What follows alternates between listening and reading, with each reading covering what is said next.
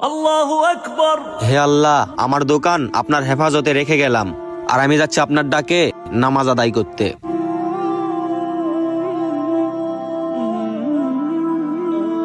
ওই যে দেখ, ওই লোকটা প্রতিদিন নামাজের সময় দোকান রেখে নামাজ আদায় করতে যায়। আজকে দেখবো ওর নামাজ আমাদের চুরি করা থেকে কিভাবে আটকায়। চল চল, এই সুযোগে চুরি করি। চল।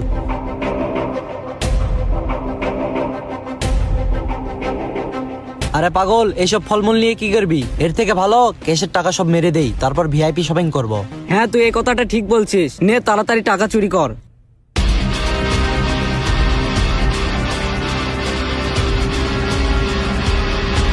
চল গিয়ে শপিং করি।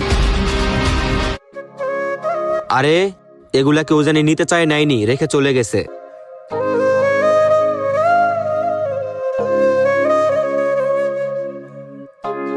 ভাই, এই যে নেন 100 টাকা, আমাদেরকে 100 টাকার আপেল দেন। আচ্ছা ঠিক আছে ভাই, দিচ্ছি। আমার দোকানে আপেল মাত্র 100 টাকাই কেজি। কি 100 টাকা কেজি? অন্যান্য দোকানে তো 300 টাকা কেজি ভাই। ভাই, আড়ত থেকে আমার এই ফলগুলো কম দামেই কিনা, আর আমার কাছে আল্লাহর দেওয়া অনেক কিছুই আছে, তাই আমি ব্যবসায় বেশি লাভ করার চেষ্টা করি না। যেটুকু লাভ হয় এ নিয়ে আমি সন্তুষ্ট থাকি। মাশাআল্লাহ ভাই, আপনি তো অনেক ভালো মনের মানুষ। জাজাক আল্লাহ ভাই।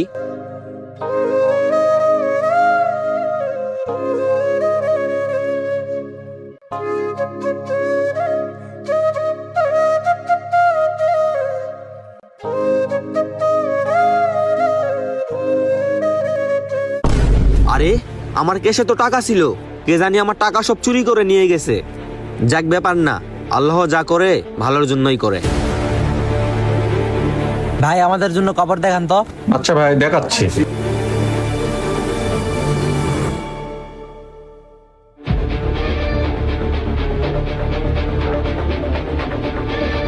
কাপড় তো অনেক ভালো হয়।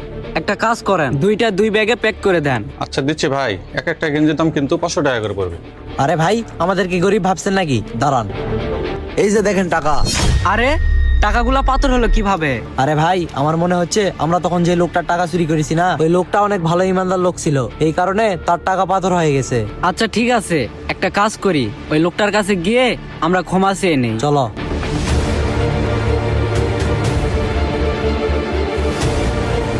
ভাই, আপনারা বলেন যে আপনাদের কি লাগবে?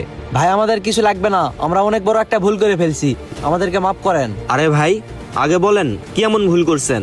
ভাই, আপনি যখন নামাজ পড়তে গেছিলেন না, আমরা তখন আপনার ক্যাশ থেকে টাকা চুরি করছি। হ্যাঁ, তার মানে আমার কেস থেকে টাকা আপনারা চুরি করছিলেন? হ্যাঁ ভাই, আমরাই, আমাদের ভুল হয়ে গেছে। হ্যাঁ, আপনারা চুরি করছেন আমি বুঝতে পারছি, কিন্তু এখন কেন এখানে আসছেন? ভাই, আমরা আমাদের ভুলের জন্য ক্ষমা চাইতে আসছি, আর আমাদের সাথে একটা ঘটনা ঘটছে।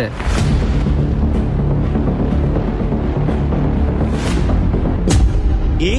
আসলে আমার টাকা পাথর হয়ে গেছে? কোথায়? আমাকে দেখান তো। ঠিক আছে ভাই, দেখাচ্ছি।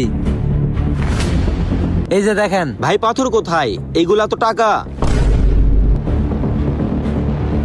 ভাই, টাকাগুলা আমার হালাল ইনকামের টাকা, সে কারণে সহি সালামতে আমার কাছেই ফিরে আসছে। আর আরেকটা কথা কি জানেন, আমি যখন নামাজ আদায় করতে গেছিলাম তখন আমার দোকানটা আল্লাহর হেফাজতে রেখে গেছিলাম, আর যে জিনিস আল্লাহর হেফাজতে রেখে যাবেন ইনশাআল্লাহ আল্লাহ সে জিনিসের ক্ষতি হতে দিবেন না। হ্যাঁ ভাই, আমরা সবকিছু বুঝতে পারছি, আর আজ থেকে আমরা সকল গুনাহে তওবা করতেছি।